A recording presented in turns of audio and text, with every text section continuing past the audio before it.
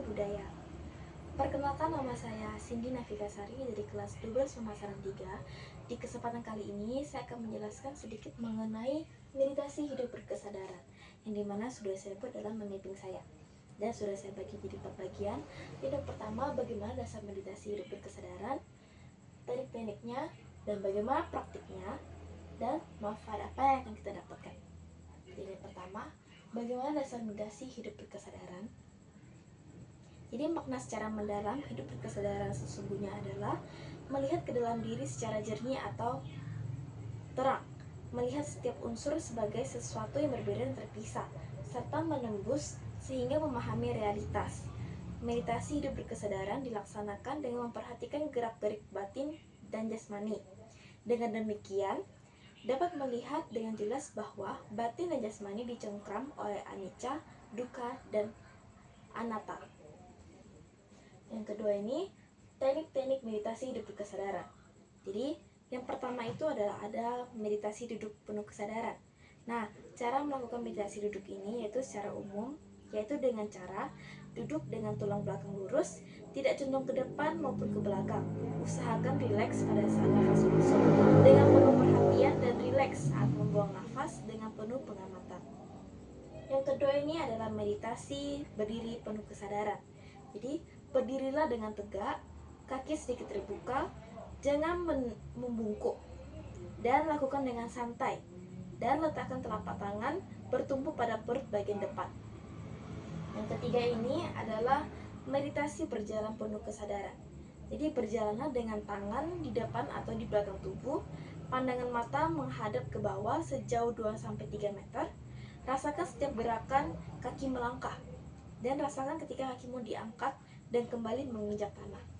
Yang keempat ini adalah meditasi berbaring penuh kesadaran. Pertama yang harus dilakukan adalah mencari tempat untuk berbaring. Nah, jika ingin menggunakan bantal, maka jangan menggunakan bantal yang terlalu tinggi. Lengan letakkan di samping badan. Nah, tutup mata dan lepaskan semua pikiran. Posisi tubuh berbaring dengan rileks, tangan di samping kiri dan kanan tubuh menghadap ke atas. Nah, walaupun posisi berbaring diharapkan tidak tertidur, tetapi tetap menjaga kesadarannya. Baik, lanjut ke bagaimana praktik meditasi hidup berkesadaran. Nah, jadi meditasi hidup berkesadaran ini dapat dipraktik tak terbatas waktu dan tak terbatas tempatnya, sesuai dengan aktivitas kita sehari-hari. Perhatian murni dalam setiap aktivitas sebagai sarana efektif yang akan membuat hidup berubah menjadi lebih baik dan maju dalam perkembangan hidup. Nah, jadi contoh yang pertama itu adalah praktik berkesadaran saat belajar.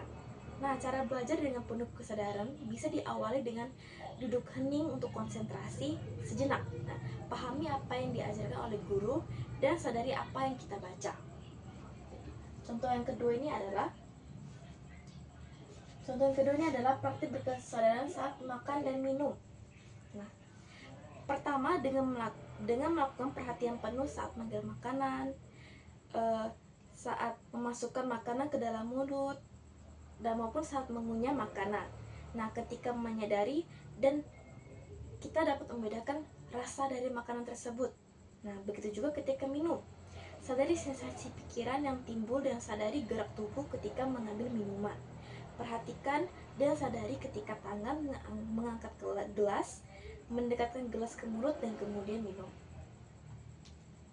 Nah, contoh yang terakhir ini yaitu ketika saat menjelang tidur dan bangun tidur. Nah, sadari ketika kita berjalan ke kamar tidur, duduk di tempat tidur, sadari tubuh mulai menurun dengan sendirinya, dan ketika kepala menyentuh kepala bantal, serta tangan menaruh selimut di badan, dan sadari ketika mata mulai terpejam.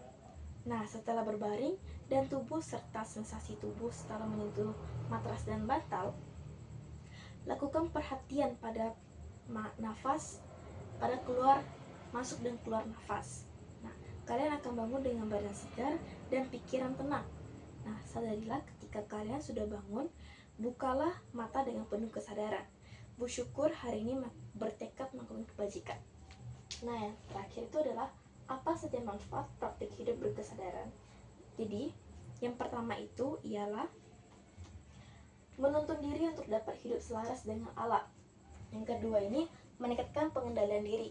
Yang ketiga, dapat mengikis keserakahan, kebodohan, dan kebencian. Yang keempat, meningkatkan kesehatan badan jasmani. Yang kelima, mengatasi gangguan tidur. Dan yang keenam dan terakhir, meningkatkan konsentrasi belajar. Baik, sekian dari penjelasan dari saya. Mohon maaf bila salah kata. Terima kasih.